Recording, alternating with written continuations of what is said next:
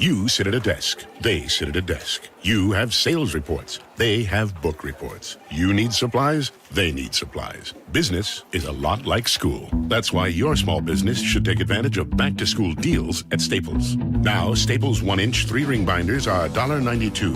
1-subject notebooks are just 25 cents, and 2-pocket poly folders are just 35 cents each. Make back-to-school your business at Staples. In-store only while supplies last. Offer ends 9/1/18, limit 30. Blog Talk Radio.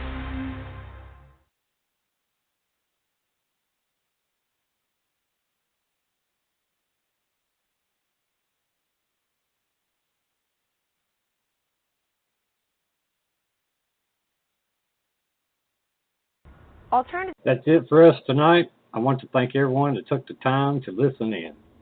I'd like to give a big shout out to the Vibe Radio Network and to Ryan for putting up with us. Also to all the first responders and our men and women in the armed services, thank you for your service and the sacrifices that you and your families make every day to keep our great nation safe. Tune in next week to another exciting show starting at 10 p.m. Eastern Standard Time.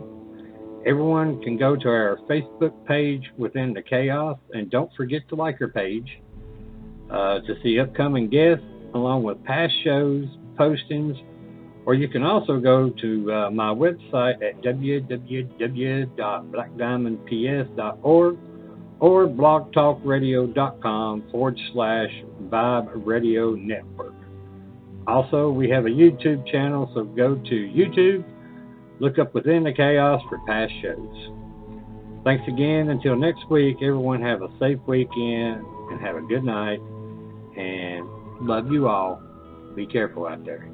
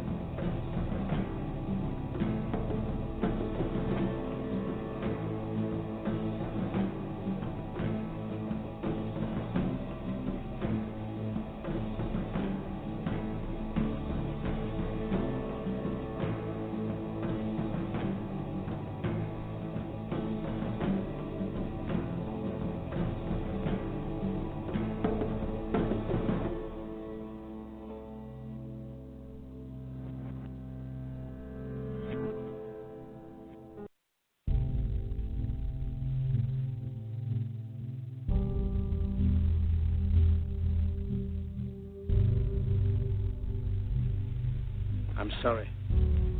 But I don't want to be an emperor. That's not my business. I don't want to rule or conquer anyone. I should like to help everyone if possible. Jew, Gentile, black man, white.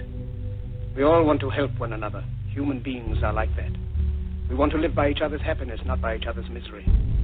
We don't want to hate and despise one another. In this world there's room for everyone, and the good earth is rich and can provide for everyone. The way of life can be free and beautiful, but we have lost the way. Greed has poisoned men's souls, has barricaded the world with hate, has goose-stepped us into misery and bloodshed. We have developed speed, but we have shut ourselves in. Machinery that gives abundance has left us in want. Our knowledge has made us cynical, our cleverness hard and unkind. We think too much and feel too little. More than machinery, we need humanity. More than cleverness, we need kindness and gentleness. Without these qualities, life will be violent, and all will be lost. The aeroplane and the radio have brought us closer together. The very nature of these inventions cries out for the goodness in men, cries out for universal brotherhood, for the unity of us all. Even now, my voice is reaching millions throughout the world, millions of despairing men, women, and little children, victims of a system that makes men torture and imprison innocent people. To those who can hear me, I say, do not despair. The misery that is now upon us is but the passing of greed, the bitterness of men who fear the way of human progress. The hate of men will pass, and dictators die, and the power they took from the people will return to the people. And so long as men die, liberty will never perish. Soldiers, don't give yourselves to brutes, men who despise you, enslave you, who regiment your lives, tell you what to do, what to think, or what to feel, who drill you, diet you, treat you like cattle, use you as cannon fodder. Don't give yourselves to these unnatural men with machine minds and machine hearts. You are not machines, you are not cattle, you are men. You have the love of humanity in your hearts. You don't hate, only the unloved hate, the unloved and the unnatural. Soldiers, don't fight for slavery, fight for liberty. In the 17th chapter of St. Luke it is written, the kingdom of God is within man, not one man nor a group of men, but in all men, in you. You, the people, have the power to create machines, the power to create happiness. You, the people, have the power to make this life free and beautiful, to make this life a wonderful adventure. Then in the name of democracy, let us use that power. Let us all unite. Let us fight for a new world, a decent world, that will give men a chance to work, that will give youth a future and old age a security. By the promise of these things, brutes have risen to power, but they lie. They do not fulfill that promise. They never will. Dictators free themselves, but they enslave the people. Now let us fight to fulfill that promise. Let us fight to free the world, to do away with national barriers, to do away with greed, with hate and intolerance. Let us fight for a world of reason, a world where science and progress will lead to all men's happiness. Soldiers, in the name of democracy, let us all unite!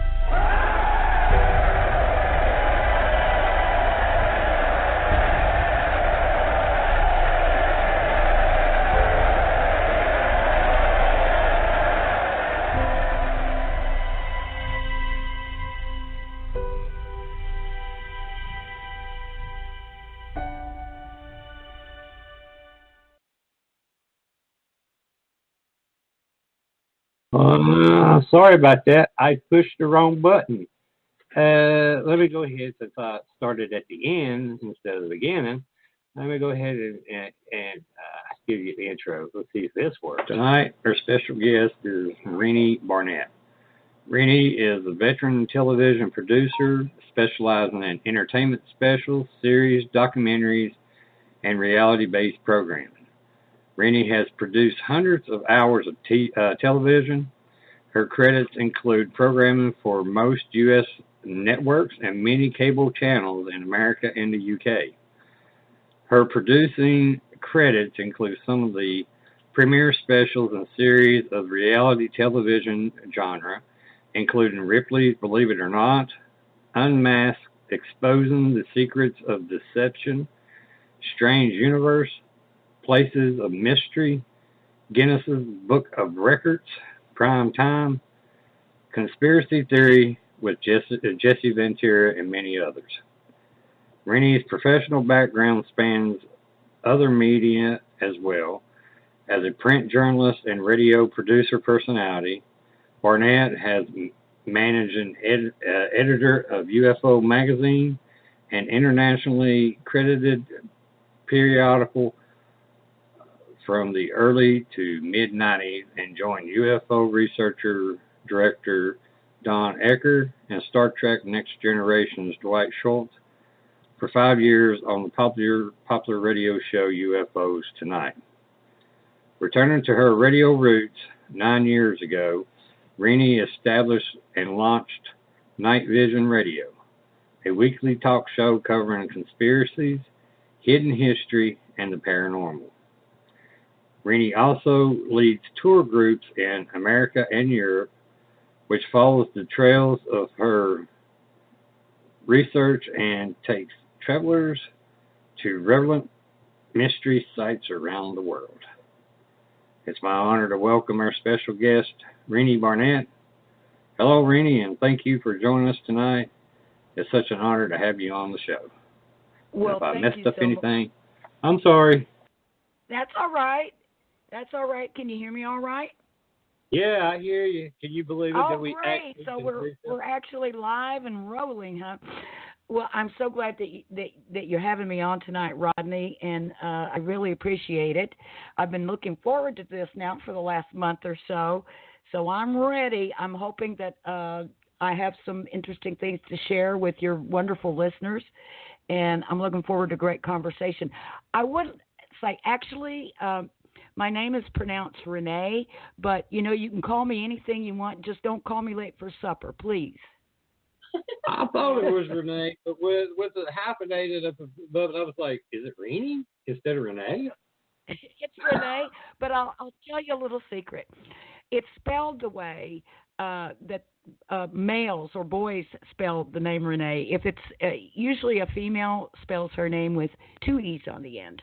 But my parents obviously did not speak French, so I've got a boy's name, and, I kind of like it now. So what the heck? But it's Renee. See, that's so much better because I even had a couple of people right here going, am I pronouncing her name right? And they're like, I think so. I'm like, oh, God, please tell me yes or no. I have people that have known me for decades that call me Renee. And that's just the way they pronounce it. And, like I said, I don't really mind it. I don't really mind it at all. So I just thought I'd let you know. But, yeah, I'm so glad to be here tonight. I hope I don't disappoint. I hope I got some little gems I can drop on you guys. Oh, like I said, it's an honor to have you on the show. And I apologize here, Ray, for playing the end of the show instead of the beginning of the show. I accidentally clicked the wrong button, and then I couldn't get it to stop. And I'm like, oh, well, might as well just ride this pony on out. Hey, I tell you what, I don't think there are any accidents. And I was texting you, as you know, while that was playing and saying, what is this? Who is this from? Where's this from? This is amazing.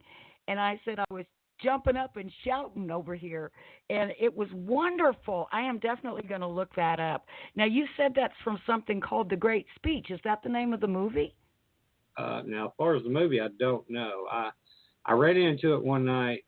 I'm one of these people, I like to go to YouTube and look up old things, and I ran into it, and I listened to it, and I'm like, oh my God, it's 3:00 in the morning. I just want to go out and start beating the crap out of everybody to straighten the world up, Well, I don't think that's quite what the guy was saying, Rodney. I know, but that's how I think he was saying, let's don't beat the crap out of each other. Well, I know, but, I just had that impulse, like, I just want to, like you said, jump up out of your feet and just, I got to do something, I felt like I was in church. I tell you, I was ready to shout. But no, that was really inspiring. And as I was saying to you, gosh, it's so relevant even for right now. So many differences and so many, people taking positions and polarizing each other and everything. And my goodness, I think, it just didn't seem like it used to be that way so much.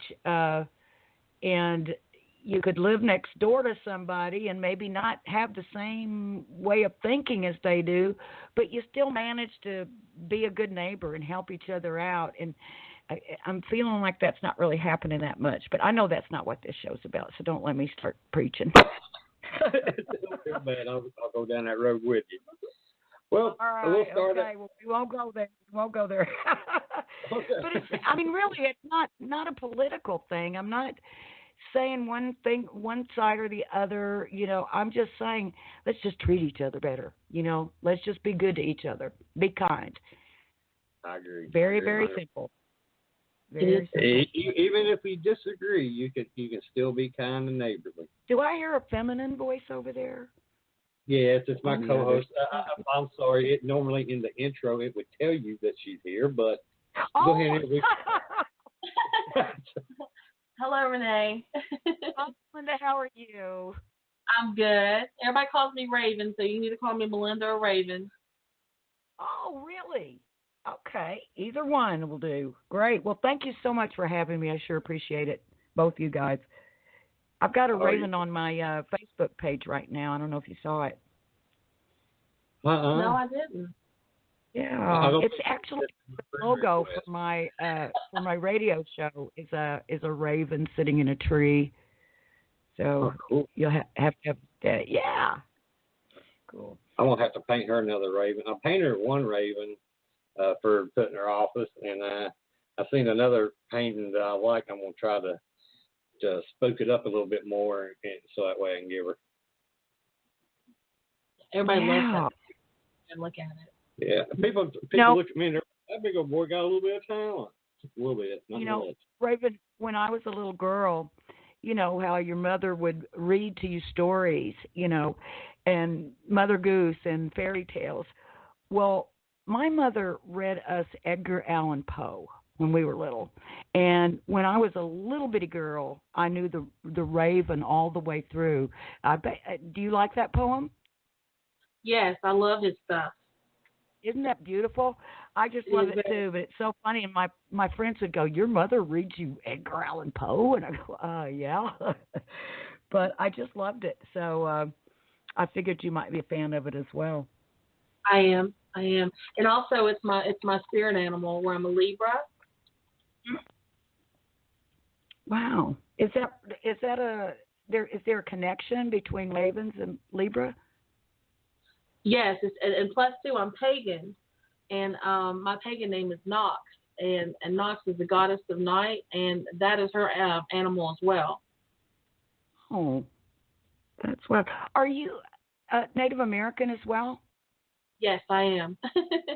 I don't know why I even asked you that, but I just felt it. And I'm not psychic, Every now and then, I get a little intuition, but I don't claim to be, especially talented or anything like that in those areas. Sometimes it comes in handy in a pinch if I need some good intuition going, but I am definitely no psychic. But for some reason, when you started talking, I very strongly felt Native American energy. I mean, you can ask any of my friends. I never say anything like that, ever. That is awesome. My friends do. I've got a lot of friends who are, psychics, even famous psychics, well-known intuitives, and people that really are talented in those areas. And, I'm sort of like a rock sitting there. I would love to be doing all those things or seeing all those things. I'm open to it, but I don't claim to have any particular. But growing up in Oklahoma, of course, we were surrounded, by Native America. It was Native America. And there's a sense, it's like an energy. There's a little bit of a difference in spirit or something. I can't explain it, but you can kind of hear it in the way that somebody speaks. And, I've picked it up on people before, but this is the first time I've just flat out asked somebody. That's funny. Very interesting. Very awesome. Hey, maybe I am a psychic. All different tonight, ain't it? This is great. Wow. The energy's on point. Maybe I should start giving readings. I could stand to make a little extra money. Me too. I'm just kidding. I can't straighten out anybody else's life. I can't even straighten my own out. So, I can commiserate with somebody, though. I agree 100%. Well, Renee, tell everyone a little bit about yourself and how you, started in television, being a television producer, and what types of shows you produced. Well, it's really funny. Most people kind of, got into, the media and sort of gained an interest then and started maybe getting into the paranormal and other things like that. And I kind of did it backwards. I kind of backed into it. I was really into, like you and I, Rodney, talked a little bit about on the phone before the show, how as kids we always had this interest in just all things, and especially things that were outside the norm. Just want to know everything, want to learn everything. And so I was really into learning about things that we just could not comprehend. And my mother was someone that, we were Southern Baptists, church every Sunday and all that stuff. But my mom was still a little bit more open-minded than most of the people around around us that I was growing up around. So she always had kind of interest in things, and like you would see things like, I mean, it doesn't sound so out there, but the power of positive thinking and Christian Scientist and different things that she was just reading about, and like the Edgar Allan Poe stuff. But also, I remember I'm pretty sure it was my mom's book. There was a book on Jean Dixon, who was a famous psychic. She predicted the Kennedy assassination, people might remember or might know her from. But I remember she had a book about Jean Dixon, and I read it, and I just became fascinated that there might actually be something to this psychic ability or this extrasensory perception. And, maybe it wasn't evil or sinful, to look into things like that. And I remember, growing up, again, my background is, Southern Baptist. I can remember, having kind of struggling with some of the things that I was looking into and reading about, thinking, oh gosh, I'm going to go straight to hell, if I look into this. But I found it intriguing, and I thought, you know what? I believe that, whoever created me created my mind. So why would they give me an inquisitive mind? And surely if they created my mind, they must know my mind. So they also know that, I don't have any ill will in my heart as I'm doing this. I'm just looking into it. I'm just educating myself. And so after years and years of, sort of talking myself into it, I kind of lost that. I used to call it Baptist guilt. And, really began to look into things historically and realized that, things weren't exactly how they'd been presented. And I'm not talking about any wild conspiracy theories, but just how through history we've sort of been manipulated by the powers that be, whether it be governments or the Vatican, or the Roman Church back in the day. There were things that, pointed us in certain directions and away from certain things. And that's why we think the way we think. So I thought, well, why should I take anyone's word for it? Why not look into everything? So that's how I kind of got into it. I started working, I was a paralegal, actually, working in, corporate America. I was heading up this legal department for a capital markets bank here in Los Angeles. And I hated it, but I could do it. And I had kids at home, so I had to work. And but once my daughter, who was my youngest, graduated high school, I quit and went to work at UFO Magazine. And I became managing editor there for about 5 years and sort of immersed myself in the UFO subject, which, sort of once you open yourself up to one area, it kind of allows you to be open to other phenomena or edgy subjects. So I did the UFO thing for a while. I was on UFOs Tonight with Don Ecker, as you mentioned earlier in the intro, and Dwight Shultz, who was from the A-Team and Star Trek Next Generation. And I was sort of their announcer and did the commercials and all that and helped book the guests and things. And it was really their show. But when I left UFO Magazine, it was because I got hired to join the research department of a new television show that was coming up.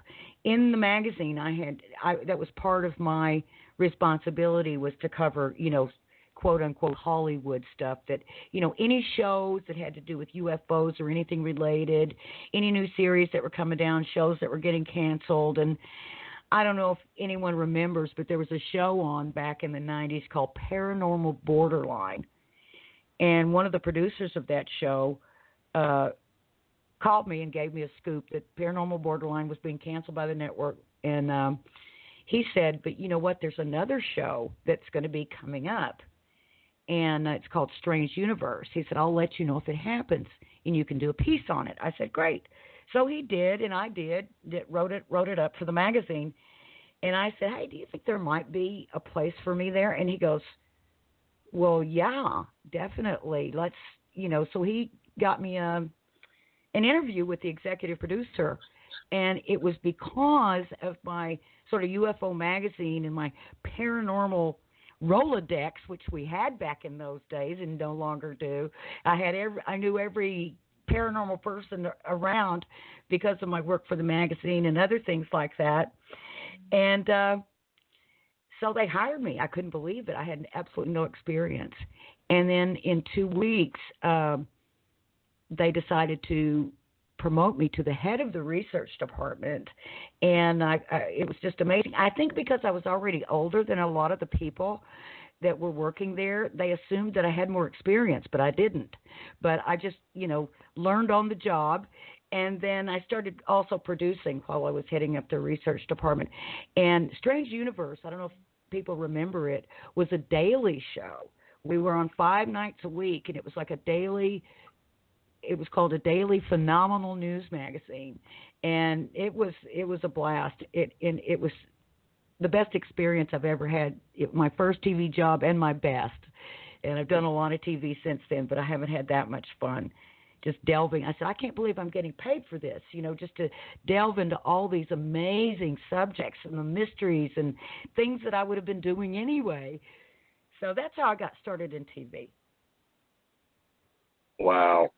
That's awesome, because I tell you what, I'd love to get paid to do what you've done. Because I remember watching a lot of these shows when I was younger, and I still yet even today go back and watch some of them. If how like In Search Of or someone like that right. There's something that Leonard Nimoy was talking about, but I just can't put my finger on it. I'll sit here 3-4 hours trying to find it. Don't even know what I'm looking for, and then find it. And I'm just like, wow. Thank you, Leonard.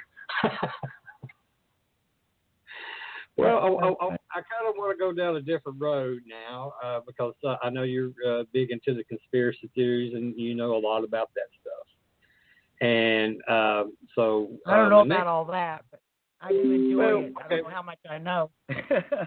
we'll go conspiracy and history and stuff. So what is alternative history or hidden history? Hidden history, it's only hidden in that it's actually not, broadcast. And I would say there's a lot of things that are hidden history, things that, have sort of been not included in the, standard stories that we've been told, that we've learned in school, some of what we've learned in church. I think, it's been shaped by people that had ulterior motives. So there's all kinds of things. Like, I think, we're finding out things all the time, even archaeologically, like that the pyramids were a lot older, that, the timing of certain things is a lot different than we've been originally told, that there were probably people millions of years ago, all that kind of thing. And I don't claim to be an expert in hidden history at all. I just know a lot of experts. And so I love to talk to them and, have them on my radio show and school me all the time. But also, some of the particular hidden history, as you know, Rodney and Melinda, that I've been into, had to do with a film that I did about 10 years ago called Bloodline, which was it was so strange because I want to say it was on the heels of the Da Vinci Code, but we were really on it before the Da Vinci Code. And that was another time when I had this weird intuition.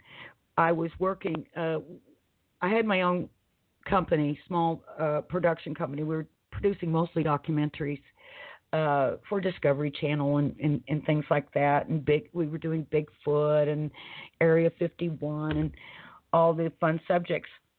But I kept saying to my business partner, we've got to get on this mystery that's over in France. because there's something coming, and I'm not sure what it is, but it's going to be big. And if we don't do it, and he goes, but it's too complex of a subject, and it's too, I said, look, we're going to have to just take a slice of it and go for it, because I'm telling you. And he said, but we're so busy. We've got this, we've got that. I said, I'm telling you, we're going to miss something. Well, he comes in the office one day, and he's got this book. And he says, oh, look what my sister gave me. It's a book. It's supposed to be something new. He handed me a book of the Da Vinci Code. I opened it. I read the first 2 or 3 pages, and I said, oh, my God, this is it. This was what was coming. Telling you, I said, look at this. This is the Rennes-le-Chateau story. And it all springs out of this little tiny village in France called Rennes-le-Chateau. And so he said, oh, my God, you're right. So we jumped on it. And, of course, we didn't get the film out before the Da Vinci Code came out, because it took us about 5 years to, we did an investigation. It wasn't just go out and shoot a film. We were trekking around and skulking around and, trying to crack into secret societies and cracking into purported secret societies as far as we know, and things like that. So it took us a while, but we released it in May of 2008. And what we were doing was, I think it's on page 6 of the Da Vinci Code or something like that. At the very beginning, Dan Brown lays out what he calls facts. Jesus and Mary Magdalene were married. They had children, and there's a bloodline that exists to this day, and it's protected by a secret society called the Priory of Zion. So that was the pretext of our investigation, to find out whether we could find any evidence, one way or the other, of any truth or be able to disprove that in any way. So that's what we started out. And, oh, my goodness, it was tough, because we were raising money, or I was raising money. I raised all the money for it, but it was raised piecemeal along the way. And at the end, when we were getting ready to finish it, post-production is always really, really expensive. An old classmate of mine from my hometown in Oklahoma stepped in and funded that, and he's the executive producer. He's on the film, so he was our angel, and we got the film out, and it was gained, pretty good critical acclaim. But that was our premise, to look into those matters, and we ran into some very interesting people, some very strange people, and a lot of really intriguing information. I don't know if you've seen Bloodline, and I don't think it's available anywhere right now. I am going to put it back out again, and I'm talking to my distributor now about making it available. I don't think I've seen it, but I do think I've heard about it, and I've wanted to see it. I tell you, it's been a while since it's been available. We were, with a particular distributor when we put the film out, and our deal with them is over. So the copyright for everything, came back to me. But then, it takes money to distribute. So I have a distributor now who's interested in doing it and partnering with me on it. So I have people asking for it a lot. So I think I'll put it back out there and see if anybody's still interested in it. It's still a good movie. There was some very big controversy about the film, which I don't want to talk about at the beginning of the show. But if you want to get into it toward the end of the show, I will. Okay. I don't know if you know about that. No, I don't think I do. Okay, I'll just tell you this. There was a big hoax that became revealed, and I'll tell you about that later on. But I think you had some things you wanted to ask me about. Just don't let me just keep rambling on. Hey, I learned more. Hey, that's because I'm sitting here while you're talking. Well, that's fine. I don't feel that. That's what I like. Because I'm sitting here just marking questions out going, well, she answered that one. Oh, my goodness. Well, which direction did you want to go with this? I'm happy to answer anything that I can, and if I don't know, I'll tell you I don't know. Well, how was Jesus from David's bloodline, if he was conceived or born out of being a virgin, from a virgin. Well, okay. I think that goes back to the subject of hidden history again. There were, and this is only one possible explanation, and I don't mean offense to anyone by saying this. I'm just telling you what I know from history, what I've read and what is documented. Back in those days, there were what were called temple virgins who would go and they would be basically inseminated by the priests of the temple. And so basically that was considered a holy conception, an immaculate conception, because the priests, according, were in a succession from God. So it was a holy conception. So I think that's one possible explanation, that Mary might have been a temple virgin, and when she was impregnated by the priest, it was considered holy, and of God. And so I think it just got maybe manipulated a little bit. Or it could, I'm not saying I think that, I'm saying it could have. That's one possible explanation. And, I was thinking about this show earlier, and I was thinking about the term Occam's razor. And Occam's razor, as you might know, is, the most simple explanation is probably the right one. Right. And it doesn't mean that's always true, but generally it's true. And to me, an explanation like that makes more sense than to have her, conceived without ever having sex. Sorry, I don't mean to offend anyone on that at all, but it just makes more sense to me. Just like we were talking earlier, Rodney, I was saying about Jesus. I know a lot of people get all hot under the collar about the idea that he might have been married. First of all, I don't really see what would be bad about that. I think it would kind of be a wonderful example for us to follow, that, here he has, his feminine counterpart by his side. And to me, that's a beautiful thing. And I don't see what would be evil or unclean or anything about an idea like that. And the idea, we know, no dispute about the fact that Jesus was Jewish. Jesus was a rabbi. Rabbis are married. It would have been extremely remarkable had he been a rabbi in that day and not been married. It would have been something to talk about. It would have been something mentionable. The argument with the people who say, well, they never say in the Bible that Jesus was married, is because that was the common way to be. It would be like saying, Jesus had two eyes. Well, you don't need to mention his eyes unless there was something weird, like he only had one eye. It's not remarkable. It's not mentionable.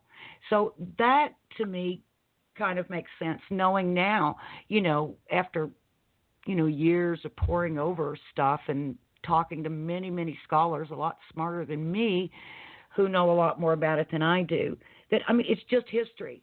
It's just history that a lot of people don't know, that I didn't know. I don't see the problem with, educating oneself and, then if it doesn't feel right to you, discard it. If it rings true, embrace it. I think what you want to think. That's what I'm not trying to convince anyone of anything. I'm just trying to present some alternative ways to look at things.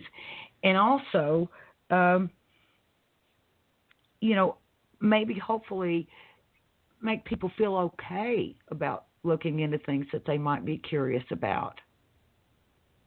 Unless you're looking into stuff because you want to, work evil spells on someone, or you want to find something to use against someone, then that would be wrong. But as long as you're going at it with the right intention and, pure of heart, and hey, I'm just researching, I'm just looking into things, and I'm not taking anybody's word for everything.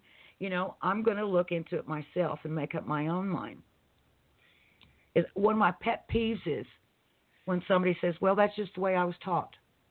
Well, yeah, that's why you think that way. If you were taught a different way, you'd think something else. So why just accept everything? Why not kind of do your own thing and look into it? Have your own relationship with the divine instead of letting somebody tell you what you can and can't do. I don't know. Exactly. Here I agree. Again. I agree. You preach it, sister. I agree. I think Melinda got something to say. I do. Uh-oh. So, with the idea of Jesus possibly being married, my question to you is, did he have children? And if so, what became of them? And are their descendants alive today? Well, I think, of course, I don't know. I can't definitively say. But certainly there are a lot of stories that there were, one or two children, and, who knows, maybe even more. But you hear about a girl called Sarah, and I've also heard about a son called James. And I don't know if that's true and if those people, really existed by those names or anything. But I would think that if indeed Jesus was married, which I believe that there is evidence, I believe that there's evidence even in the Bible that he was married. That's illustrated extremely well by a woman called Margaret Starbird, who's written many books about Mary Magdalene. And Margaret Starbird was once on her way to becoming a nun, and she started into this research to disprove the idea that Jesus was married, and using the canonical Gospels, only the Gospels in the Bible. And what she began to uncover completely changed her mind. And she's convinced that Jesus was married and had children. But I would recommend her to anybody because her research is stellar. If Margaret said she read this or she's pointing to a certain document, you can take it to the bank. She always does her due diligence. She's a wonderful author and researcher. Anyway, but the kids, this little place that I told you that would go all the time in France, of course the story goes was that Mary Magdalene, came across the Mediterranean and landed on the shore of southwest France, or not southwest France, but southern France, in the sort of Provence area. And there's also a strong legend of her in the southwestern part of France, where I always go, where my movie is kind of centrally located, where the Da Vinci Code stuff came out of.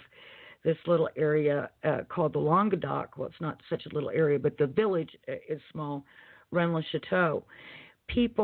There's so many references to Mary Magdalene. There are lots of representations of the Black Madonna, who is said to be Mary Magdalene to them. And the reason that, she's dark, it's a not only was she dark, supposedly Egyptian, but she also was, hidden, dark, hidden, kept hidden in the dark. So her true legacy, anyway, who she really was, not some prostitute, which of course she never was. She was from a very wealthy family. She most likely was funding, some of the work that they were doing. She and Jesus were doing together, but the people, the locals, the farmers in that area, it's just like they just accept that, oh yes, Mary Magdalene, she was here, and Jesus too, and the children too, they played in the meadow. And you're going like, oh my gosh, people just accept that there. It's really, really interesting. But as far as any rock solid proof of the kids and who they were,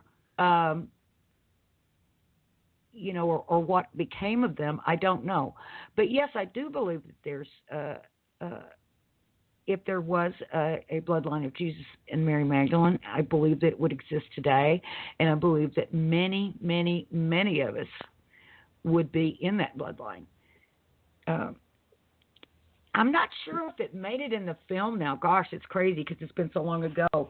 But for the film, we interviewed this scholar who was like from MIT or somewhere, some big highfalutin place.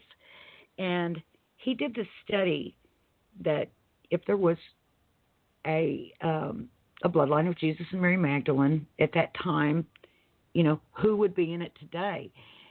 And he did the calculations, and he said just about everybody. And I thought, well, that's really interesting.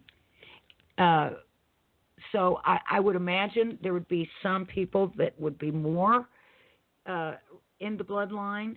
You know, that's why I think some of these people, you know, always intermarried into their own families or into, you know, close associated families to preserve the purity of that bloodline, or trying to. And then, of course, doing that, they kind of messed it up a lot of times, you know, because they would have a lot of birth defects and things like that from too close of a gene pool. But I think there's probably a lot of people in that bloodline, and I wonder what that really means to us. You know, what kind of effect does it have, if any? And I was thinking, is there something going to happen when enough of us have the bloodline, you know, enough of us have that in our DNA? Is that going to, you know, reach some critical mass and we're going to have some wonderful happening or you know, something's going to occur? I don't know. But that's sort of my opinion about it, is there's probably a lot of people in that bloodline. I know I recently got into my own DNA, but genealogy. It wasn't me, but a cousin of mine. And so interesting, cousin of mine back in Oklahoma. Really, really smart guy, smart, successful guy, but not into this stuff at all. Not into the stuff I'm into. Doesn't, you know what I'm into. Doesn't, you know. But he did our genealogy for my mother's side of the family. And it was so bizarre how many people came up throughout history that I've kind of been obsessed with researching about. And that to me is kind of interesting. For instance, it came up, and now I don't know if it's completely accurate. You know, I know my cousin's a smart guy, and I know we had some help with a genealogist, you know, but I'm not making any claims. But in our genealogical chart, it came up that like my 53rd great-grandparents were King Merovic and Queen Verica of the Merovingians. And the Merovingians are the bloodline that are supposed to be the bloodline of Jesus and Mary Magdalene. That's where it started, because the children of Jesus and Mary Magdalene supposedly married into the royal bloodlines of France. And that's where the bloodline supposedly started, was with the Merovingians. And so, of course, I'd been researching Merovingians like a nutcase, you know, for years. And then I find that out. And then we go all the way back. My cousin went all the way back to something like, you know, year 53 AD. And I was related to a woman called Anna of Arimathea. And I did research on her, find out she's the daughter of Joseph of Arimathea. Well, Joseph of Arimathea was related to Jesus. That's why he loaned Jesus his tomb. And Joseph of Arimathea was also a really important guy. And he was had a lot of power. And that's why he was able to manipulate the whole sort of crucifixion situation along, he was able to make some changes. For instance, normally when someone's crucified, they're on the cross for days. Well, Jesus was only on the cross for 6 hours when they took him down. They also normally break the legs of the crucified so that they'll, they can't hold themselves up, and they die more quickly, frankly. They did not break Jesus' legs. And they took him down after 6 hours, and they took him and put him in his uncle's tomb. And then, of course, the rest of the story. Mary Magdalene comes. He's not in the tomb and all that stuff. So I have some theories about that stuff, too, but I don't want to upset too many people. But anyway, so it's just interesting. I don't think I'm special. I think if people, and I think more and more people are kind of getting into their own history, family history, and even their names and what those names relate back to and things like that. And I think if you had your genealogy, you'd probably see some stuff in there that blows your mind, just like I did. It's like, I think I'm only able to say this because my cousin did that. Otherwise, I wouldn't have never thought any of that stuff. I just thought, I'm going to look at this and I'm not going to have anything. I'm probably related to a bunch of robbers and thieves, and it's not going to be anything, that I'm going to be excited about, And when it was some interesting points, what was so interesting was it was the very things that I've been into and the very people that I've been researching. Just kind of blew my mind there. It makes me wonder, do we have stuff in our DNA that can kind of activate stuff? Melinda, do you think that could be true? I do. How would that work, I wonder?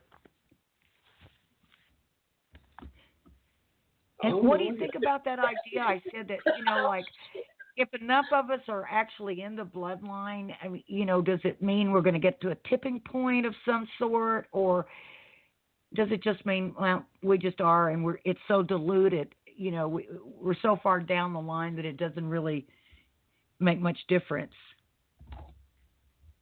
What do you think about that? No, I as far as down the line, I don't think it makes much difference. Well, my opinion, I think after time, it would be diluted with all the mixtures of all the other different ancestors, and then you do? I do. I think the more we keep blending, the more we become the same. Which I don't think that's a bad thing. I just don't think. What about that essence, though, that we? I think it just depends on. If you're talking about your spirit essence, or even your religious background, or whatever you've been taught, and your feelings and so forth, or intuition, I think that's just left to the individual. Because I was raised in a Pentecostal holiness church, and I think nothing like them people. And right. And they're very religious people, and they've been religious, way back. But what about when people do that? They do that, like she's talking about. They do the genealogy, and they go back, and not only do they see that they look and resemble people from way back when, but then you start reading and kind of touching base about these people, you realize, oh my gosh, we even think alike. Well, I'm sure that may trigger some inner feelings and inner, maybe even some type of inner spiritualism that you didn't realize you had.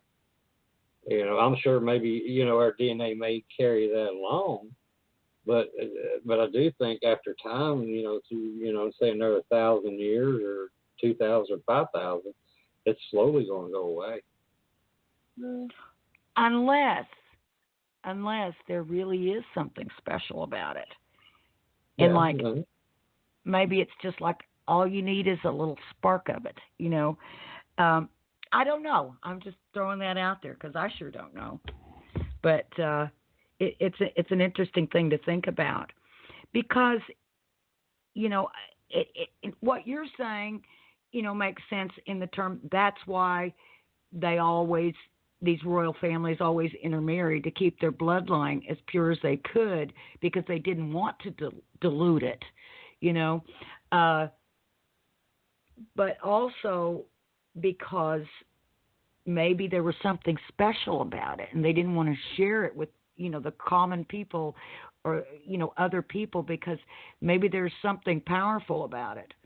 Maybe there's something different about it that, we've got DNA studies now, DNA science and technology that we didn't have 10 years ago. We don't even know what we don't know yet. We might discover something that's like the key to life and death or eternal life or who knows in our DNA. Who knows what we're going to discover. But if indeed Jesus was a very special person or a very divine person, and who knows, for all I know, Mary Magdalene could have been a very special and divine person. I do believe that they did have more of an equal type relationship than what would ever be presented. But that's, a lot of stuff, I hate to say it, but a lot of the stuff that was established way back at the Council of Nicaea in 326 AD when they voted on whether or not Jesus was going to be, they were going to say Jesus was divine. That's when it happened. It wasn't while he was alive. It was 300 years later. They held a council. It was 200 and something men, no women, of course, voted on whether or not Jesus was divine. And they decided the majority won. And that he would be divine from that point forward. A lot of people don't really think about that. Well, here's been one of my big things. So is it possible Jesus was an alien? Well, that's the other thing, and that's what I was kind of halfway thinking about in my head when I was saying maybe there was something special about that DNA, something different, something that maybe we aren't even able to recognize scientifically yet or something. You know what I mean? And that's what they were trying to preserve was that thing, because that thing had some kind of power. But, even Jesus, when they talk about Jesus, performing miracles, and the people were wondering at the miracles Jesus was performing. And even Jesus said, even greater things than these shall ye do. Well, what did he mean by that? He's over there performing miracles. He's saying, you can do even more than this. So what was he saying? Is he saying we're all divine? Is he saying that's just what we are as humans, but maybe we've been suppressed because we've been told that certain things aren't acceptable or they're evil or, they're sinful and crazy. And it's kind of the way women have been portrayed, and women were always, whores are crazy. And it's like witches are crazy, it's like burn them or, put them, lock them up.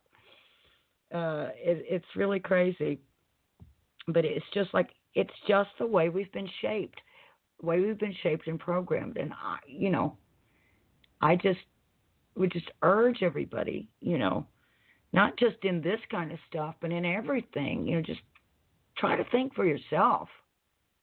If something feels right, to you, then fine. If it doesn't, then maybe there's a reason for that. No, I agree. So, what's your opinion on what the Holy Grail is, and why is it so important? Oh, Lord have mercy. Holy Grail. You know what? I mean, what is the Holy Grail? I don't know. Is it a cup, or is it a chalice? Is it a stone? Is it, some people say it's the womb of Mary Magdalene that held, the blood of Jesus in her womb, through that child. Some people say it's a chalice that, collected the blood from Jesus at the cross. And, a lot of people say it's a grail stone, a black stone that's, magical, which I think, if it's a stone, I think it's a meteorite. And I don't know if it's the grail or not, but I do think there's something to these black stones and meteorites that we haven't, publicly at least, gotten quite under our brains around yet. But there seems to be something going on if you look throughout history with black stones being used, like Isis, as she was practicing the alchemy of Thoth and Hermes, she used a black stone. There's a black stone in Mecca, the Kaaba stone, that's a meteorite that, is there. That's where everybody, when they do that pilgrimage every year, they go to the Hajj, they go around the Kaaba stone. At the Dome of the Mount in Jerusalem, there's a meteorite under that. There's a temple we discovered in Egypt one time when I had a film crew down there filming, and there's a big, gigantic meteorite underneath it, and they were down there doing something else, and they saw this, and they got led away from it really quickly. And my partner, my business partner, was there, and he said he felt very strongly that they weren't supposed to see that. He said it was, but I got the feeling it was something really important. He said it was this big, huge black stone underneath, and I can't for the life of me remember which temple it was. It might have been Dendera, but I'll ask him because he'll remember, I'm sure. But, there seems to be something going on, and with these black stones and meteorites and things. And I think that's a part of, what's been hidden from us. The Catholic Church is definitely interested in meteorites. The Catholic Church is very into astronomy. Yeah. Yeah, they sure are. And they have one of the largest collections of meteorites in the world. That doesn't surprise me. And down there in Miles. They got 53 miles. I'm sorry, go ahead. Oh, I'm sorry. I didn't mean to stomp all over you there. Well, that's all right. I'm used to people stomping. You're used to being abused by women. Okay. That's all right. You can take it.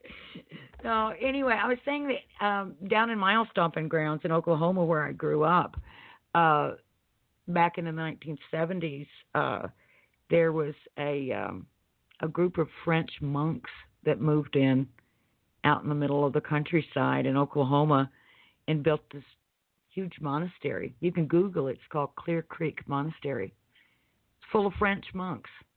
And I'm thinking, what in the holy moly are French monks doing out in the country in Oklahoma? And when they were interviewed by the newspaper, when they came there, they said, why Oklahoma? And they said, we can minister to the people of Oklahoma just as well as we can minister to the people of France. But now, all these years later, they've never ministered to anyone. They don't interact with the community at all. They do have a little store because they make their own, like butter and bread and things like that, and cheese. And you can go out and, tour the monastery. You can, buy butter and things from them. But they don't minister to the community in any way, shape, or form. And I started thinking, okay, this is strange. And they're in this little town outside of Tahlequah, Oklahoma. And Tahlequah is the capital of the Cherokee Nation. But they're outside of Tahlequah in this little town called Lost City. And I was talking to a newspaper reporter there in Tahlequah one day. I called him up on the phone because I was on the trail of a Bigfoot story in Tahlequah. And we started talking, and he said, yeah, there's all kinds of weird things around Tahlequah. He said all kinds of strange, UFO sightings and Bigfoot and different things. And he says all around. He goes up on Sparrowhawk Mountain and out by Lost City. And I said, Lost City? I said, ooh, that sounds interesting. Why is it called Lost City? And he said, well, because it's straight out of town on one road, 13 miles. But every time you go out there, you try to go out there, you get lost. And I said, oh, that's strange. And I said, well, what's out there in Lost City? And he said, well, nothing really. I said, well, is there a school, a church? He says, well, nothing. He goes, oh, he said, there is one thing. He said, there's a monastery full of French monks. And I went, what? That started me looking into the monks. Well, the only thing I knew about Lost City, besides that it was a little community outside of Tahlequah, which is about 45 miles from where I grew up, was that Lost City was the site, up until just a couple years ago, of the most famous meteorite strike in the world. And the reason it was because there were cameras positioned, I don't know why, at the skies, and they got this meteorite on camera from like several different vantage points. And that was why it was the most famous one, because they'd never caught a meteorite and been able to photograph it like that. But then, of course, there was that one in Russia that was a couple years ago. I don't know if you saw that. It was amazing. It was all on video. Yeah. But that one, is now like the most famous. But the other one was the Lost City meteorite strike. And so I started looking into these guys, these monks that first came there, the ones who came and bought the property. And I found that they were already in the United States at the time, and they were at the University of Kansas in Lawrence, and they were studying meteorites. So, to me, that's why they came to Lost City. Not to minister to anybody, because they never did. And when they told me, I said, why Lost City? He goes, I don't know, but they wanted that particular property. He said, there's a lot of property around this area, around northeastern Oklahoma, that's just beautiful. And they insisted on this property. And I said, well, why? He said, I don't know. He said, I think it had something to do with the underground water. And I went, ooh, that's interesting, too.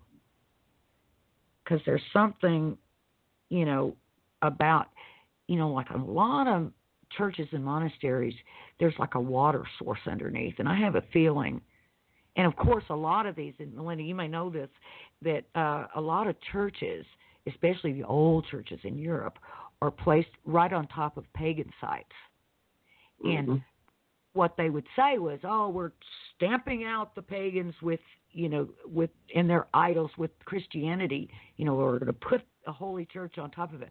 But what I think they were really doing was they were taking advantage of particular sites where there was some particular power. And I don't think there's anything necessarily spooky about that, but I think there's real telluric power in the earth that, people have known through time how to use and harness and makes a difference. Some sites are different than others and special, and that's why I think they wanted this. It had something to do with the underground water, and there's something about a meteorite striking, because water is a carrier, a current. It can carry a current, and there's something about, powerful about moving water and a current going through it.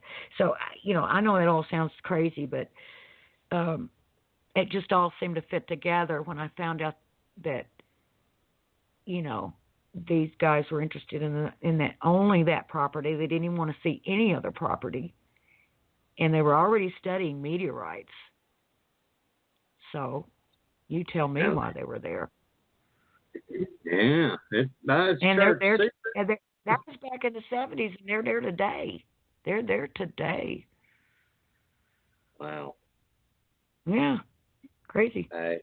It's It's amazing what what it knows and what it's done. That's Wouldn't what I you was getting ready to say earlier about you like they got like 53 miles, of files underneath the Vatican. Do what now? They got 53 miles worth of files down underneath the Vatican. Oh my gosh. That's what I was just getting ready to say. It's like, wouldn't you like to be able to get into the Vatican archives? I mean, yeah, I'd love to, but where would you start? It's terrible. I mean, you know, I think it's awful that, you know, they're censoring information that we could have, you know, and not only, I mean, they have really co-opted a lot of stuff. Like, do you know anything about wampum belts that Indian tribes have? I know a little bit about them. Called wampum belts, and they're made from beads, and they're like a ceremonial belt, and they're used in ceremonies. But the beads, they tell a story. Yes. Yeah. Thank you. They tell stories. They tell history. Okay. Mm-hmm. So the Vatican has gone around and collected up from the tribes all these wampum belts. And one of my best girlfriends is was for years, the cultural director and historian for the Katua Band of Cherokee Indians. And they're a small band of Cherokee Indians that are called the original people and the keepers of the sacred fire. And they still practice the old ways. The Cherokee Nation, by and large, has been, you know, pretty much anglicized in a lot of ways. And I don't mean any disrespect to any Cherokee friends of mine at all. But there is a difference between the Katua Band that is very, you know, kind of secretive about their ceremony and things like that. And also they practice the old ways. Anyway, and the Vatican somehow got the Katua's wampum belts. And as the official representative of the tribe, she has petitioned the Vatican many times to please just let me come over and see them. You know, I'm not asking you for them back. You know, just let me look at them on behalf of the tribe. And they won't even answer her. Oh, yeah, because they only let, like, very few scholars, professors, even in the Vatican to even look at a document or anything, and then they have to petition for just, like, 1 to 3 documents, and then they only have a certain amount of time to look at it. And if they can't find it, then you're just shit out of luck. You got to re-petition again. I mean, but it's sad because it's like it's part of their culture and their history as a people, you know, and it's not right. I don't think that they should be going around gathering up people's cultural treasures and sacred pieces. You know what I mean? Sacred artifacts and things. I mean, it just doesn't seem right. It just doesn't seem right, and won't even let you look at it. Oh man. I They agree. don't want her to look at it because they don't want her to figure out, you know, what it is or take a picture of it or memorize it or, you know, and be able to then to duplicate it, I think, because they're trying to obscure history. And that's what I mean by hidden history.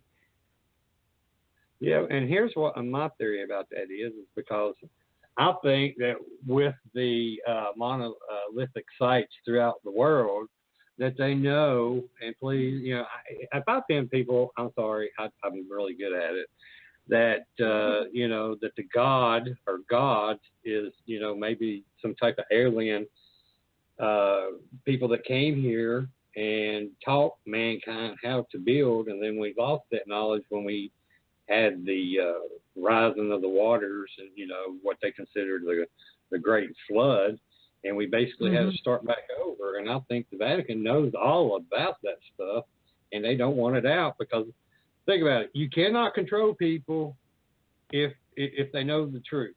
If you keep them in fear and fear of God and fear of dying and going to hell, you can control them. But if you know the truth and know that we actually have other creatures throughout the universe that has been here and has taught us, what would that do to society today?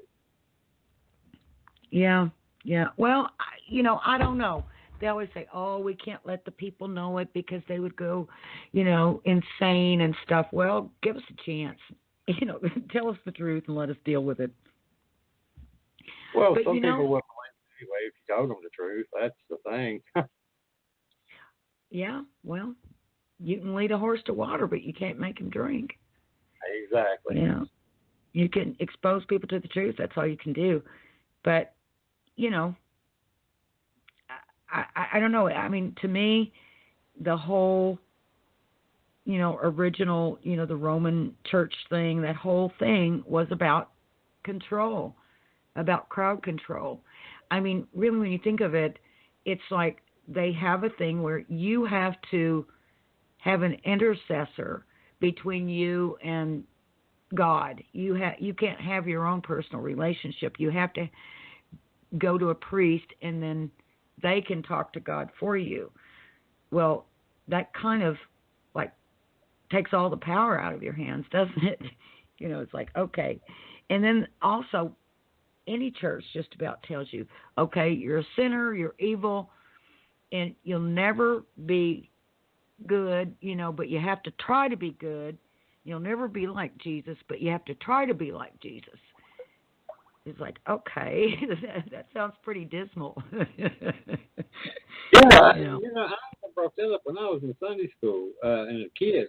I told my Sunday school teacher, I'm like, the deck is stacked against us. I'm like, regardless, we ask for forgiveness, but we're still with sin. So what's the point of trying to constantly? Well, you got to be good. You got to be a good person. I'm like, well, I can be a good person, but yet I can drink maybe when I grow up, I can drink a beer or chase women or just have me a good old time, enjoy life. Ain't life supposed to be enjoyed, not just to be on your knees and feared the whole time?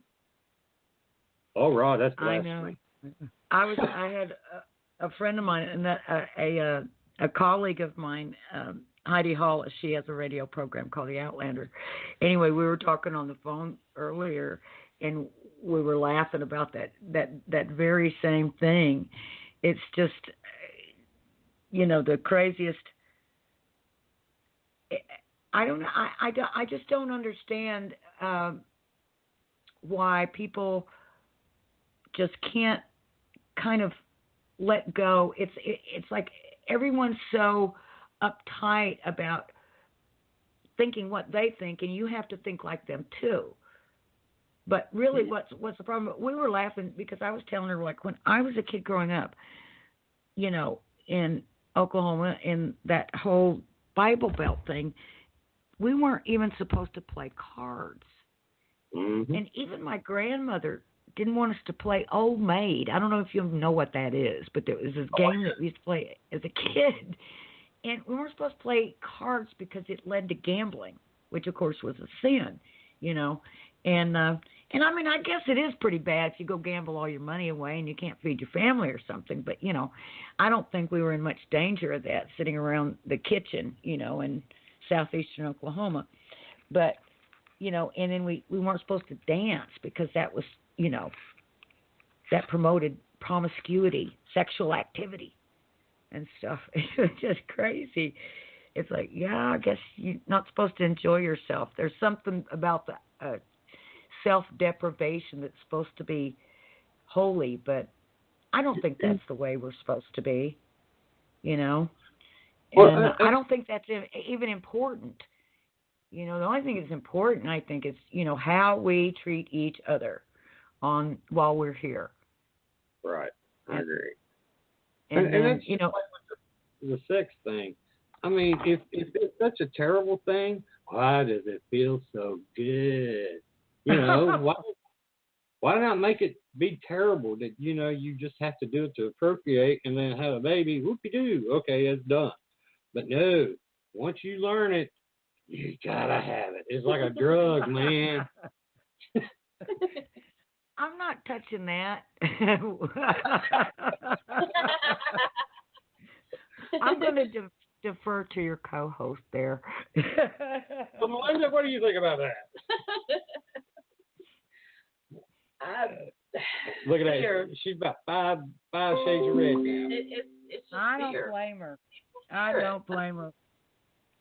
Because it's not only does it feel good, but I mean it's an expression. It's well, awesome. I think it can be quite sacred, you know. Absolutely. In some, I mean, you know, of course, you're talking to the wrong person, you know. It's like I'm trying to remember now. Me too. I can't speak on that. You know, they got websites for that now. Yeah. They got all kinds of stuff. Well, Lord have mercy. Well, I'm about to take it back a minute. Okay, go for it. Back to the cards. I think another reason why playing cards and things were also frowned on is because they were used as tarot cards. Sure, absolutely. And I think that has something to do with it. And then also, as far as the dancing goes, that's something I always had a hard time with too, because even David in the Bible, he danced, and he danced naked. Right. You know, and it even says in there he danced with all his might for the Lord. Yeah. Yeah, I'm just not sure. I think people pick and choose, you know, certain things, you know. Yeah, for sure. That's kind of what I was getting at too. Is like whatever serves their particular purpose, it kind of, you know, like they shape their dogma that way, so that you know, will behave in this way because that's easier to deal with, or you know, that's the way they're going to set society up. Well, I do have a question, and this is kind of jumping off a little bit of the topic. I mean, it's going way back, but I got a message from Joe from Virginia, and he wants to know, who was the first woman, Eve or Lilith, in your opinion? Oh, my goodness. I'm not versed enough in Lilith to be able to answer that question. I've kind of studied more on the Eve subject, but more from a Gnostic point of view.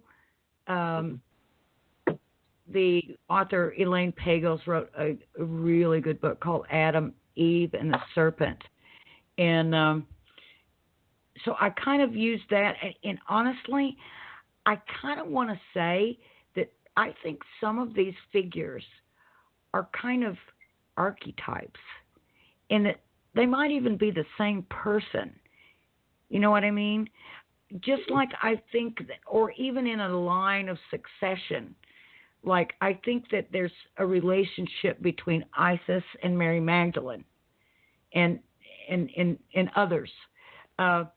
But so I think in some of these stories, you know, in different cultures, you know, they'll call someone one name, and the stories are very similar. Like in almost every culture, there's that flood story, you know, and you know, it's amazing that nobody was communicating, but they all know the story of the Great Flood, and you know, and all that. But they all have their own spin on it, you know. So I wish I was more astute on that. What was the gentleman's name? Joe? Joe. Joe, I'm sorry. I'm not that well versed on Lilith. You could probably tell me a little something. Usually when someone asks you a question, they know a little bit about it themselves. I'll just say that. And he probably knows a little bit more than I do about Lilith right at this point. But I tell you, I promise I'm going to look into it. And the next time somebody asks me, I'm going to have something to say. Well, I think what it is that a lot of people don't realize that there's more than one author to the Bible, not counting just Mark and John, Luke, and all them. especially when they're telling a story, especially like the flood story. I've seen where a documentary where a scientist proved that it was 2 to 3 different writers that wrote the Great Flood story because of the way that they worded things and the different names, especially one called God, and the other one called him Yahweh, and then another one called him something else. So that showed that there was 3 different authors for one story, and that could and that's possibly, from the Bible. yes, and okay. that could also be the same thing that's going here with Lilith and Eve, because where one author's talk about Lilith being made from dirt the same as man, and then later on, you read where Eve was made from man's rib. Right. So it could be 2, but the same person, same woman. Possible. I agree. I agree. It very well could be. And it's funny how, if you notice, they're both kind of portrayed in a dark way, like Eve was the temptress who got, Adam to eat the apple and all that stuff. And I think that story got twisted too. But in Lilith, there seems to be, some kind of a sort of a dark side to her as well. And it just seems kind of interesting how women always seem to get painted with that, like they're either like some kind of dark temptress or, something to be reckoned with. It just seems funny. I don't know. I don't know. I don't feel like we're that way. Not all of us. What gets me with the story of Lilith is the fact that, she wanted, she was Adam's equal. She looked at Adam as the equal. She didn't want to be submissive. Right. But then, here you got Eve just being submissive and, and disobeyed God, Adam, to eat the apple. And, and ever since then, man has held women, down below them. And, you stay behind me or you stay under me. But he had free will. He made that choice. That's exactly right. But you made us because we see your boobies. Is that what it was? That's what it was. Every time. I don't know.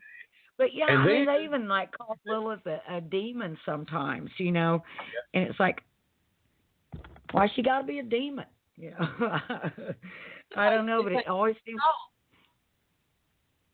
Pardon? It's because she was strong. Anytime a woman has strength, anytime she has a voice, you got to find a way to break her down. Yep. That's it. You got it. I agree 100%. And the thing is the fact that if you was, and this is something else I brought up in church when I was going. I said, then we're all brothers and sisters. And they're like, amen, brother. I'm like, no, not like that. I mean, we're literally brothers and sisters. We're all kin because we came from the same. If you want to go that we're the same blood as Adam and Eve, which that can't be. And then you have Cain and Abel. Why? Let's go to the flood story. Okay. Let's jump from Adam and Eve to the flood story because apparently there was only 8 people left on the whole planet after the flood story. Right. So then we started in incest again. Mm-hmm. And once again, it was okay. But yeah, incest is bad. Yeah. Which I think it is bad. I mean, I'm not telling everybody to go out there and look at your sister and go, "Hot damn, Rod says we could do this." No. No. I'm just saying that it that should show, and science has shown that if that was true within just a few generations, that we would bred ourselves dead, or that we wouldn't be able to. We'd be nothing. That's true. Yeah. So. Yeah. I think there's a lot we don't know. I think there very well could have been more people than just that. I think maybe in the world that they knew, that was all the people. That could have been all the people that were, if there was just a few people.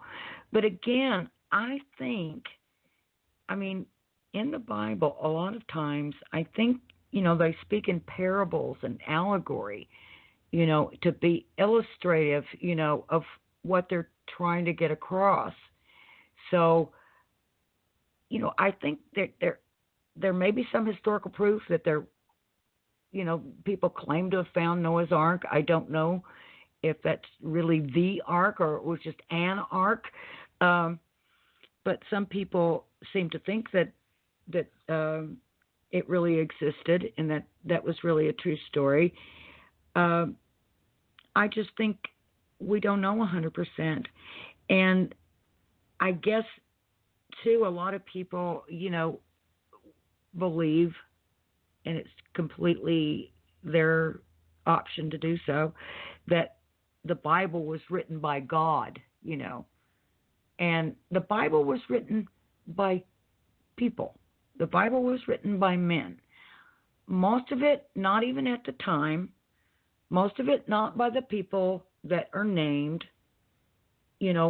Most of it, was written, in the style of certain, writers and by scribes and other people. There were a lot more things that were written at that time and some things that were written even earlier than those that might have been more accurate because they were more current, more concurrent with the activities that they're writing about, that were stricken from the Bible because they judged those things not acceptable. They chose the books they wanted to include because they fit with what they were trying to do. And then later, we started discovering these other, scrolls and things, the Nag Hammadi library, the, other texts, the Dead Sea Scrolls that had some revelatory stuff in it. And we see other things. And the Gospel of Thomas, which came out of the Nag Hammadi scriptures, is agreed by biblical scholars around the world, out of every writing that is known, to be the ones most likely to be closest to what Jesus actually said. I mean, you can look that up. I'm not making that up. And, Bible scholars, the most astute people around the entire world, who gather and, study and do these things, they were asked, of all the writings, what is the most, closest to what Jesus actually said? And they all agree it's the Gospel of Thomas, which is not even in, our standard Bible. So because some guys who I guess were maybe priests and elders of the church and things like that, or of the temple at that time, I guess they were rabbis really, at that council they were deciding, is Jesus divine? And then there were decisions made about what books were going to be in the Bible by, these rabbis and others, and then later on, the New Testament. But who's to say? I mean, they were human beings. I think, people just want to have something bigger than themselves to believe in. I think that's great. I think there is something bigger than ourselves to believe in.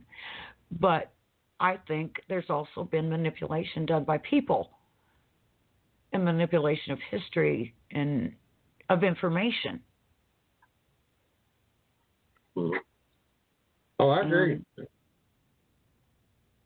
Well, I have hate a question. to say it. Shoot. You mentioned Isis a few times, and she's actually one of the goddesses that I pray to. Do you know of the temple of the god Horus, the story? Do I know the story of the temple? Of Horus, the god Horus. They found the temple and the glyphs and things. We're talking about how he was born of the virgin Isis. That's right. Exactly. and three kings visited that birth, and this is 26,000 years ago, and yes, ma'am.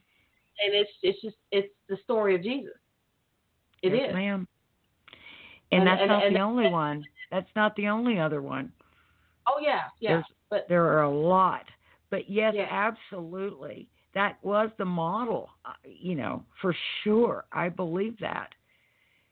And they come up at different times in history, but I believe it's all the same thing, and it's just people interpreting it in a different way. But yeah, the story of Isis and Horus, absolutely. I wasn't even preachers about that. They don't want to talk about it. I'm like, well, that was way before the story of Christ, and it's been predated. It's been proven that that it is what it is, and they don't want to talk about it. They don't have any answers. They just don't like the fact that I'm and I'm questioning. I have a little tiny story about that, about Isis and Horus and Jesus and Mary. When we started working on the film Bloodline, on the first day of production, I found my daughter passed away. And, of course, I was just devastated. And so I was like kind of not myself for a while. Really, really just knocked me way off center and everything. But my partner just kept dragging me to the office, and, it really kind of kept me going, working on this movie. And about 4 months after my daughter died, we had to go to England because we had a meeting with this guy who was in the Priory of Zion. And so he was a very mysterious, character, and this meeting was all set up very mysteriously, and he picked a location, and we didn't even know what he looked like. We didn't know who to look for, or, if somebody was going to poison us or shoot us, or we didn't know what was going on. But anyway, so we were there, and he walks in, and he was a very strange little man. And if you ever see the movie, you'll know exactly who I'm talking about. And he comes in and he says, all right, I have 1 hour for you. Anyway, we sat there and we started asking him questions and talking to him. We ended up sitting there for 6 hours. And it was a very strange experience, which I won't go into detail, but I really felt like he was using some kind of mind control or so. It was very strange. But anyway, that's not the point of the story. So we sat there for a long, long time. And at the very end, he said, I've brought you a gift. And there were actually my business partner, Bruce, who was the director of the film, our head researcher, Rob Howells, who actually made the connection with this guy for us and me. And he handed it to me, and it was a little box. And I opened it, and it was a pewter brooch. It looked really old. And it was a pieta. I don't know if you know what that is. I'm not Catholic, so I wasn't super familiar with it, but I have a lot of Catholic friends, so I kind of knew what it was. But it's basically an image of Mary with the crucified Christ laying across her lap. It's like the mother with her dead child across her lap, basically. And I didn't know what, why he gave that to me. I thought maybe it was in honor of, me losing my daughter. He knew about that. And, it was the mother mourning her dead child. When I got back to the United States, we were talking on the phone, and he was talking about that piece, and he was telling me, and it was like a copy. There was like only 12 copies of this original piece that was found on a pilgrim's path, and, it was all this very flowery story about this brooch. And he said, do you know what it is? I said, yeah, it's a pieta. He said, and who is it? And I said, it's Mary and Jesus. And he said, is it? Or is it Isis and Horus? Mm. And I said, well. And he said, or maybe it's both. And then he hung up the phone. Damn. It was wild. I still have that. I still have the brooch. Wow, that's awesome. Very awesome. Yeah, it was really weird. There's a lot of stories like that throughout, history, and I think they've all copied each other throughout time. Right. There were many, ancient gods that that were supposedly born on December 25th. Mithras was supposed to have been born on December 25th. If I'm not mistaken, Mithras was born of a virgin also. I know there were lots. It seems to be a recurring theme, and I'm not sure why. Like me looked at that and says, well, maybe that could be like some type of alien hybrid that was created in a lab. That's where you get the virgin. Right. Or maybe they were abducted, taken up on a ship, and then redeposited and don't remember it. Like, people say they have experiences and they don't really remember them consciously. Yeah. And if they have the technology, they, could probably just knock her out and then inseminate her, put her back down, and she wouldn't be any the wiser. Yeah. And then everybody, simple-minded then would just automatically think it was a virgin birth. Right. Well, I mean, why wouldn't they? What would you think at that time? It's like there'd be no other explanation, so you have to come up with one. And but who knows? Who knows? But it sure is interesting to look into all these things. But I tell you one thing that I am always very, very skeptical of is when someone tells me, they absolutely know.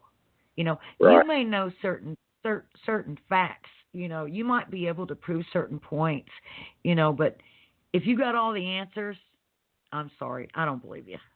I don't believe you. I don't think any of us know everything. Well, this kind of goes in, we're just talking about 26,000 years. What's your opinions and thoughts about, the 25,000 year procession, and what does it have to do with history that we've been talking about? Oh, gosh, now you're stumping me for sure. I don't know. Are you talking about, like the procession of the planets? Yeah, well, are you talking about the cycles? Where our solar system goes around the Milky Way once every 25,000 years. Right. And are you talking about in terms of some kind of apocalyptic event every 25 or 26,000 years or something like that? Yeah. Yeah, I don't know. It makes you wonder. I know that, again, to go back to my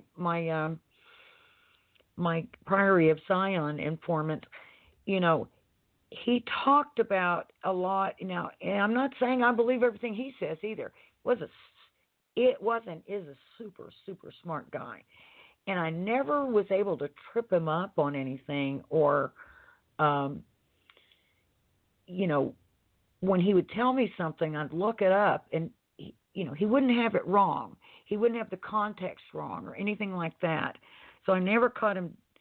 But there's something about him that, one doesn't completely trust. You know what I mean?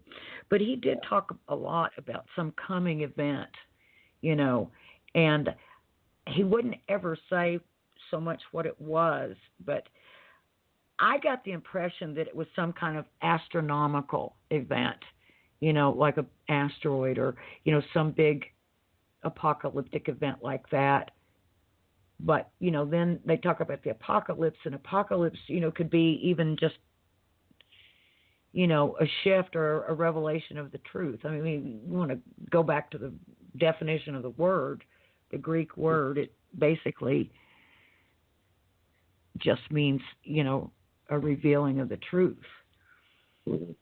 So I don't know. I don't know. I know, it's such a huge context. It's hard to tell from here, from where I'm sitting. I'm old, but I'm not 26,000 years or 25. You sound great. Oh, thank you. I try. I'm hanging on for dear life.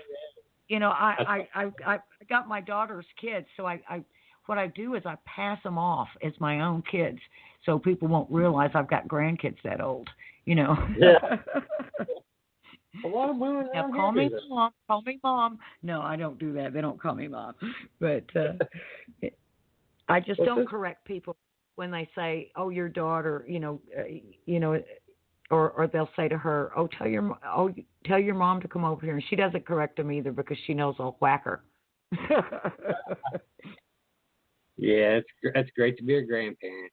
Yeah. I got a granddaughter. Well, I got 3 grandkids, but 2 more on the way. And my oldest granddaughter, my little shadow.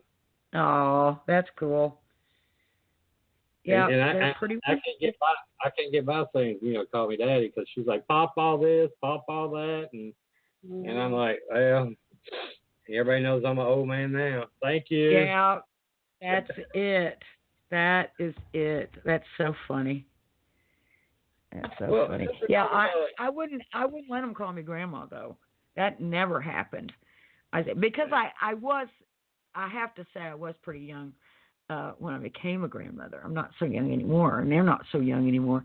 But I kept trying to think, what can they call me? Because I'm just not ready for this. I don't want people to see me that way. And we can't say the G word. We just can't. And I couldn't think of anything, so we didn't have anything. And my first grandson, I don't remember how old he was. He wasn't, just several months old. And I always kept these baby cookies at my house, when they would come over. So when he would see me, I was the cookie lady. So he would try to say cookie, but it came out Kiki. So I said, oh, that's not bad. So that's what they call me, and that's what all their friends call me. And anyone, who knows me through them, even adults call me that. So I'm Kiki. I thought, well, that sounds useful. That's not bad. Sounds Hawaiian. Kiki. Exactly. Yeah. Kinky. Somebody like me would go kinky. No. We're talking about my grandkids. We're talking about my grandkids, Rodney. I had to mess it up. Yeah. See, I told you. I had a way of messing everything up. Don't make me come over there. Don't make me. I'll grab a plane ticket and I'll be in Virginia in a heartbeat. Mm-hmm. You better believe it. Your big butt, boy. Well, since we're talking about, a little bit about, I guess say astrology. Well, that's what I meant to say, astrology, but I was going to say archaeology. But anyway, what do you think about Leonardo da Vinci's Last Supper painting? And, do you think it has any hidden messages within it? I think I am kind of inclined to agree with that. I think there's, good possibility. A lot of people disagree. They, believe that that's John on the left because he was young and, kind of boyish looking. But I think that's a woman in the painting. I think that's what Leonardo was painting. And then there's some other symbology that, there's the Grail there, there's the V, there's different other things. I know there's that guy with his hand across the throat. There's, someone pointing. There's some different messages in there, and people have different interpretations of those. But there's also a geometry to that painting, and I didn't realize how much in all those Renaissance painters used geometry to map out these paintings and things, and in doing so, they sort of point you to certain things. So I think he was trying to get across some things, and not just that painting, but others. I mean, he was amazing and way ahead of his time, but he was also involved in a lot of, sort of interesting kind of hidden stuff and occult stuff. But, most of the people that were commissioning these great painters were a lot of these big royal families, these bloodline families. A lot of them were, even popes. And, back then, the popeships, kind of got bought. And you didn't even have to really be a holy man or a priest to be, elected or appointed the pope in those days. And some of the popes were like, wow. And they all had mistresses, and man, it was just crazy. And some of them were pretty mean and evil. And just because they were the heads of these, or members of these really, really super, super wealthy and royal families, these so-called bloodline families. So I think that, there were some of the artists were probably putting some things in the paintings themselves. And I think some of those things might have been asked, to be put in by some of these people commissioning the paintings.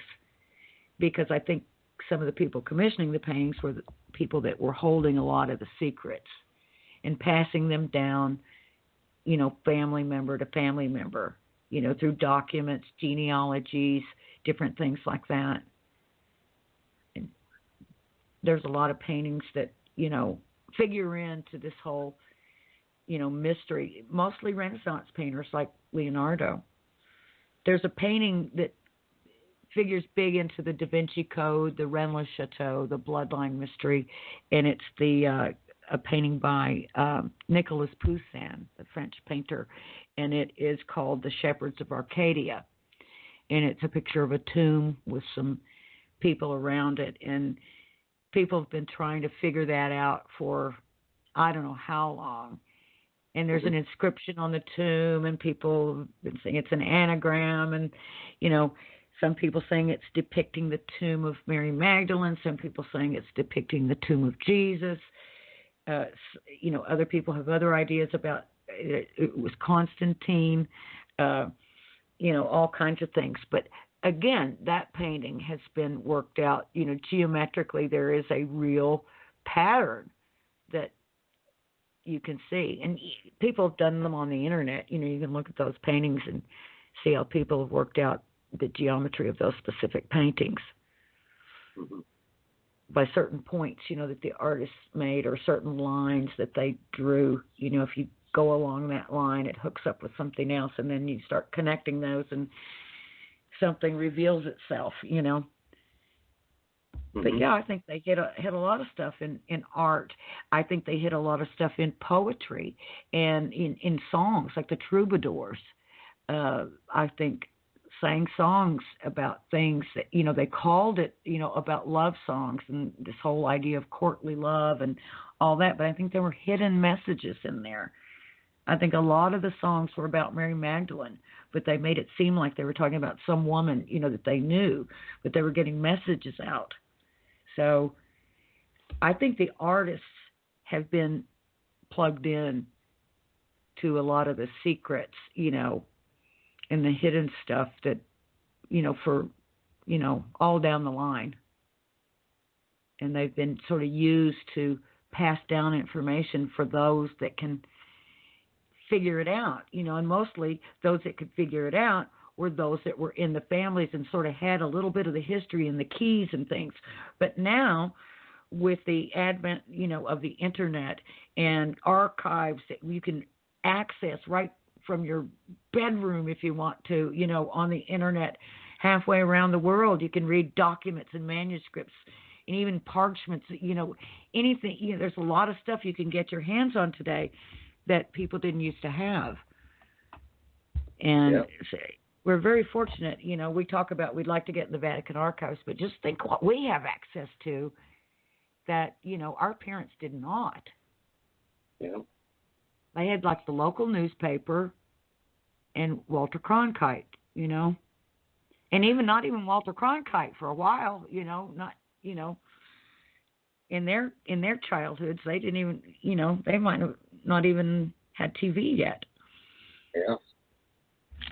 So I think everything's moving so fast, and that's why we're being able to figure out some of this stuff, because we've got access to more information, and we can kind of draw some of our own conclusions. Mm-hmm. Whereas maybe that idea of this is just how I was taught, you know, maybe that was the story back then, but maybe we can't use that excuse anymore. We can find out for ourselves, you know. Well, I agree. I think Melinda's got one more question for you before we go. Okay. Yeah, I was going to ask you, have you seen the picture? It's called the Madonna of the UFO, where it's got what looks like a flying saucer around, and it looks like a guy looking up at it. Yes, I'm very familiar. You know, there are quite a few old paintings, classic paintings. You know, I did some research on that one time, and a girlfriend of mine who is a big, she's written a lot about Mary Magdalene. Her name's Gloria Amendola, and she was doing a presentation on, you know, for some reason on UFOs and ancient art. And I said, I know a bunch of those. And so I did a search for her and gathered them all up. There's some amazing ones, but I know exactly the one that you're talking about. I think that's by an Italian painter, isn't it? Palazzo or something like that? Yeah, definitely Italian. It even looks Italian, the colors and stuff. I can see it in my mind's eye right now. Could I give a shameless plug really quick? Oh, go ahead. You know the guy that I was talking about, the Priory of Zion guy, his name is Nicholas Haywood. Well, we had a lot of correspondence. He shared a lot of documents and things that were of interest to a lot of people. At the time that we did the movie, we put out this collection of documents, and I think it's about 100 and maybe 110 pages or something like that. And it's just emails, letters, and documents from Nicholas Haywood. And it was called the Priory of Zion Dossiers. And I put up on my Facebook page a couple of days ago that I had a few copies of those if anybody was interested. And I got a lot of people were interested. So I said, oh, my gosh, you know, I don't know who asked me first. So I decided to have some more printed up. So if anybody might be interested in, you know, if you guys out there are into this, you'll know who the Priory of Zion is. So my name's René Barnett. Go hit me up on Facebook and send me a friend request or a private message if you're interested in those dossiers, and I'll make sure I send you the notice. I haven't even set the price point yet, but I will do that in about 2 days. So I got to figure out how much this is all going to cost me to get these printed up. But I will do that within the next 2 days. So that was my shameless plug. Other than that, I'm going to bring Night Vision back on the air within the next week on the lnmnetwork.com. And it's going to be on, and I hate to say this, but I want to be on Thursday. So we're going to be dueling, Rodney, but we're going to be nice about it. Okay? That's right. That's right. You're on West Coast, I'm on East Coast. And every now and then we're going to have to take a night off and come on each other's show, okay? That's and right. Melinda too, because I need to hear what I want to hear what she's got to say too, because we didn't get into her stuff that much. So I get to put you guys on the hot seat next time. That sounds good to me. Sounds good. All right, guys. Well, Renee, I appreciate it. Like I said, I got to get you back on because we didn't even cover. I don't even think an eighth of what I wanted to dive into. But I tell you, that's the thing. I love it when we have shows like this that it just takes a life of its own. And I'm sure you've had many of those yourself, and those are always fascinating. It's fun. I love doing it.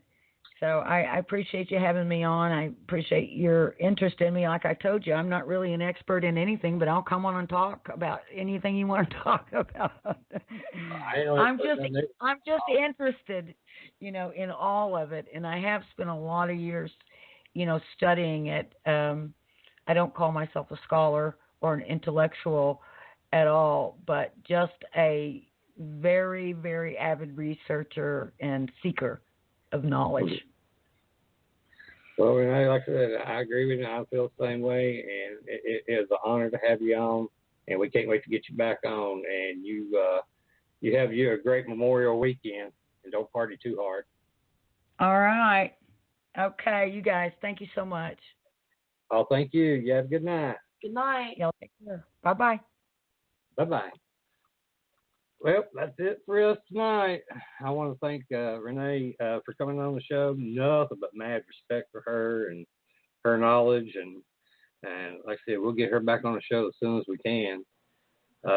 Next Thursday night, September 6th, our guest will be Calvin Parker.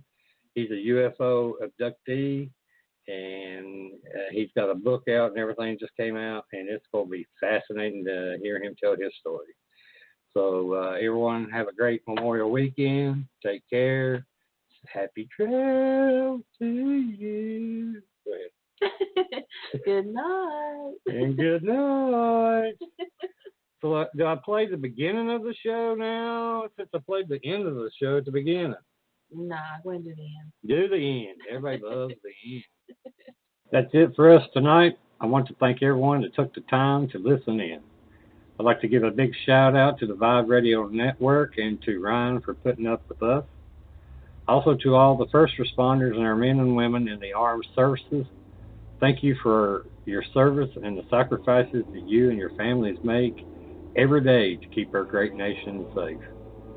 Tune in next week to another exciting show starting at 10 p.m. Eastern Standard Time. Everyone can go to our Facebook page Within the Chaos, and don't forget to like our page to see upcoming guests along with past shows, postings, or you can also go to my website at www.blackdiamondps.org or blogtalkradio.com/Vibe Radio Network. Also, we have a YouTube channel, so go to YouTube. Look up Within the Chaos for past shows. Thanks again. Until next week, everyone have a safe weekend and have a good night. And love you all. Be careful out there.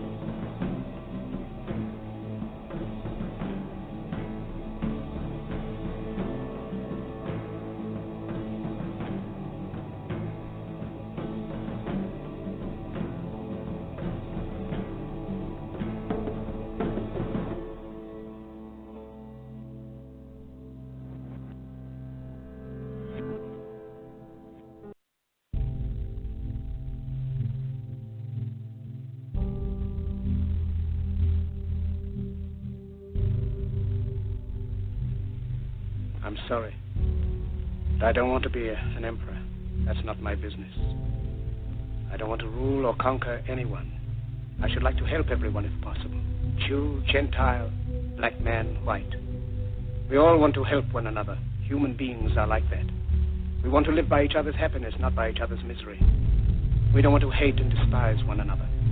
In this world there's room for everyone, and the good earth is rich and can provide for everyone. The way of life can be free and beautiful, but we have lost the way. Greed has poisoned men's souls, has barricaded the world with hate, has goose-stepped us into misery and bloodshed. We have developed speed, but we have shut ourselves in. Machinery that gives abundance has left us in want. Our knowledge has made us cynical, our cleverness hard and unkind. We think too much and feel too little. More than machinery, we need humanity. More than cleverness, we need kindness and gentleness. Without these qualities, life will be violent, and and all will be lost. The aeroplane and the radio have brought us closer together. The very nature of these inventions cries out for the goodness in men, cries out for universal brotherhood, for the unity of us all. Even now, my voice is reaching millions throughout the world, millions of despairing men, women, and little children, victims of a system that makes men torture and imprison innocent people. To those who can hear me, I say, do not despair. The misery that is now upon us is but the passing of greed, the bitterness of men who fear the way of human progress. The hate of men will pass, and dictators die, and the power they took from the people will return to the people. And so long as men die, liberty will never perish.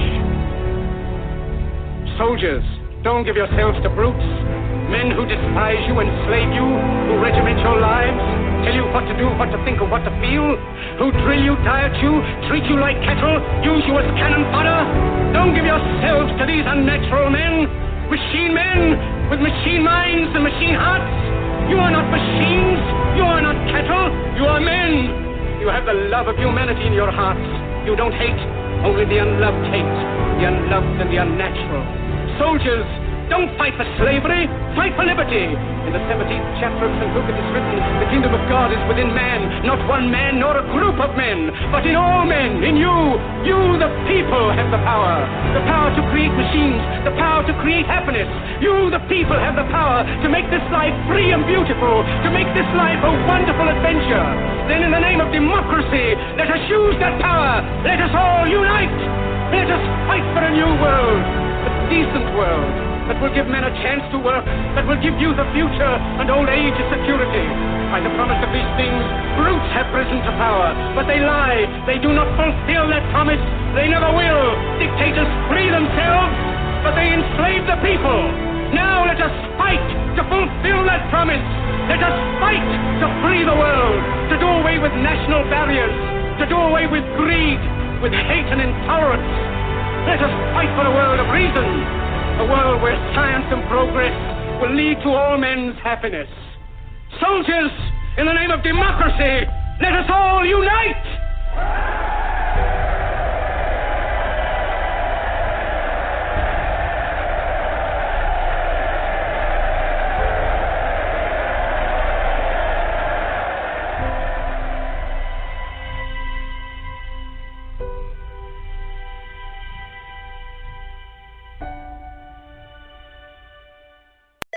You've reached the High Fashion Hotline. Hi, my family has big plans for Labor Day weekend, but our outfits aren't measuring up. Then get to Old Navy. Old Navy? Yep, Old Navy's huge Labor Day sale is on now. Get 50% off all jeans, 50% off all dresses, 50% off all tees, and 50% off all sweatshirts and hoodies for the whole family. 50% off all those styles? That's a big deal. So is this. Styles start at just $6 at Old Navy and OldNavy.com. Change of plans. We're spending the weekend at Old Navy. High Fashion, Old Navy. Valid 8/30 to 9/3. Excludes in-store clearance. Active licensed and men's package tees.